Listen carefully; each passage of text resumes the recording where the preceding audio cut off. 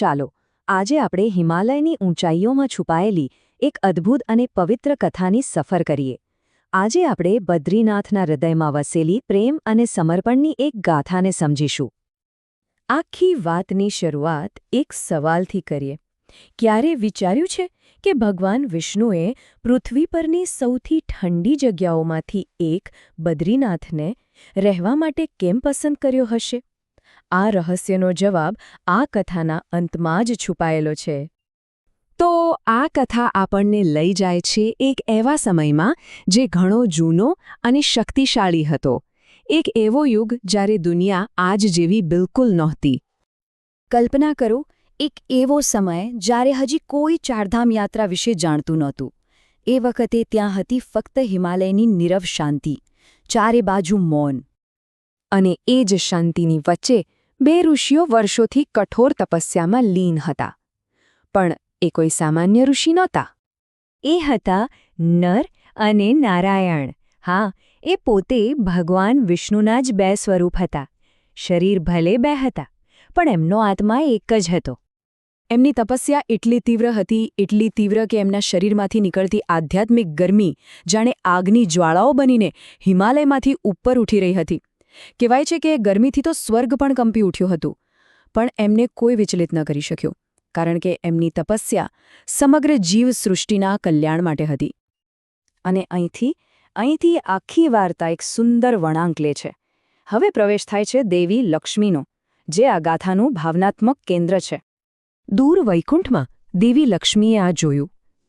એમણે જોયું કે હિમાલયની ઠંડી કેવી અસહ્ય છે, બર્ફીલો પવન અને સતત હિમવર્ષા. એ જાણતા હતા કે આટલી કઠોર ઠંડી તો ભગવાનના દિવ્ય શરીરને પણ કષ્ટ આપી શકે છે. અને એટલે એ પોતે એ થીજી ગયેલા પહાડો પર આવ્યા. એમણે ભગવાનને જોયા, જે હજુ પણ ગાઢ ધ્યાનમાં હતા, આખું શરીર બરફથી ઢંકાયેલું. અને બસ એ જ ક્ષણે એમણે એક એવો સંકલ્પ કર્યો જેણે એ આખી જગ્યાનું ભવિષ્ય હંમેશા માટે બદલી નાખ્યું. દેવી લક્ષ્મીએ પોતાનું સ્વરૂપ બદલી નાખ્યો. એ પોતે એક બદરી એટલે કે બોરડીનું વૃક્ષ બની ગયા. અને એ વૃક્ષે પોતાના પાંદડાઓથી ભગવાનની ઉપર એક ગરમ, રક્ષણાત્મક છત્રી બનાવી દીધી. હજારો વર્ષો સુધી એ એમનેમ ઊભા રહ્યા, હિમાલયની કડકડતી ઠંડીથી ભગવાનને બચાવતા રહ્યા. દેવી લક્ષ્મીના આ પ્રેમ અને ત્યાગમાંથી જ એ પવિત્ર જગ્યાને એનું નામ મળ્યું. કેવી રીતે? ચાલો જોઈએ. જુઓ, દેવી જે વૃક્ષ બન્યા એ વૃક્ષને કહેવાય છે બદરી. તો બદરી એ દેવી લક્ષ્મીનું જ એક નામ છે, એમના રક્ષણાત્મક સ્વરૂપનું નામ. અને કારણ કે બદરી એ ભગવાનની રક્ષા કરી એટલે ભગવાન કહેવાયા બદ્રીનાથ. નાથ એટલે સ્વામી, એટલે કે બદ્રીના સ્વામી અથવા બદ્રી દ્વારા રક્ષિત ભગવાન. વાત અહીં જ નથી અટકતી. એમની દિવ્ય હાજરીથી આખી ખીણ પવિત્ર બની ગઈ અને એ ઓળખાઈ બદ્રીવન તરીકે, એટલે કે બદ્રીનું પવિત્ર વન. હવે સદીઓ વીતી જાય છે, યુગો બદલાઈ જાય છે, અને વાર્તા એક નવા અધ્યાયમાં પ્રવેશે છે, જ્યાં મૂર્તિની ફરીથી સ્થાપના થાય છે. તો જુઓ, પહેલા પ્રાચીન યુગમાં ભગવાન વિષ્ણુએ તપસ્યા કરી, પછી આવ્યો કલયુગ અને ભગવાન અંતર્ધ્યાન થઈ ગયા. અને પછી ઘણી સદીઓ પછી હિમાલયમાં આગમન થયું આદિ શંકરાચાર્યનું. કલયુગની શરૂઆત થતાં જ ભગવાન વિષ્ણુએ પોતાનું દૃશ્યમાન સ્વરૂપ સંકેલી લીધું. એમની મૂર્તિ અલખનંદા નદીના બર્ફીલા પાણીમાં સમાઈ ગઈ અને નારદકુંડ નામના એક કુંડમાં જઈને વિરાજમાન થઈ ગઈ. પછી સદીઓ પછી આદિ શંકરાચાર્ય ત્યાં આવ્યા. એમને કોઈ દિવ્ય પ્રેરણા થઈ. એમને ખાતરી હતી કે નદીના પાણીમાં ભગવાન છુપાયેલા છે. અને પોતાની એ જ શ્રદ્ધાના બળ પર એમણે નારદકુંડના થીજાવી દે તેવા ઠંડા પાણીમાં ડૂબકી લગાવી.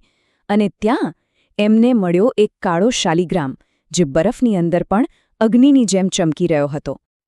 અને એ જ દિવ્ય શાલિગ્રામ આજે બદ્રીનાથ મંદિરમાં બિરાજમાન મૂર્તિ છે. એ જ મૂર્તિ ભગવાનનું એ જ ધ્યાનસ્થ સ્વરૂપ, જેની રક્ષા માટે એક સમયે દેવી લક્ષ્મી પોતે વૃક્ષ બન્યા હતા. તો ચાલો હવે આપણે પાછા ફરીએ આપણા મૂળ સવાલ પર. હવે એનું અંતિમ રહસ્ય ખુલશે અને આપણને જવાબ મળશે. તો યાદ છે, આપણે શરૂઆતમાં પૂછ્યું હતું કે ભગવાને આટલી ઠંડી જગ્યા કેમ પસંદ કરી, તો જવાબ એ નથી કે એમને ઠંડી ગમતી હતી. જવાબ એ છે કે એ એમનું ઘર એટલા માટે છે કારણ કે એ એકમાત્ર એવી જગ્યા છે જ્યાં ભગવાન વિષ્ણુ, દેવી લક્ષ્મીના પ્રેમના રક્ષણ હેઠળ હંમેશા માટે આરામ કરે છે. બદ્રીનાથ એ ફક્ત એક મંદિર નથી, એ દેવી લક્ષ્મીના અતૂટ પ્રેમ અને સમર્પણનું જીવંત પ્રતીક છે. આ વાર્તા આપણને એક સવાલ પૂછે છે, શું પ્રેમનું એક કૃત્ય એટલું શક્તિશાળી હોઈ શકે કે એ આખી ખીણને, એક આખી જગ્યાને પવિત્ર બનાવી દે? બદ્રીનાથની કથા કહે છે, હા, બિલકુલ હોઈ શકે છે.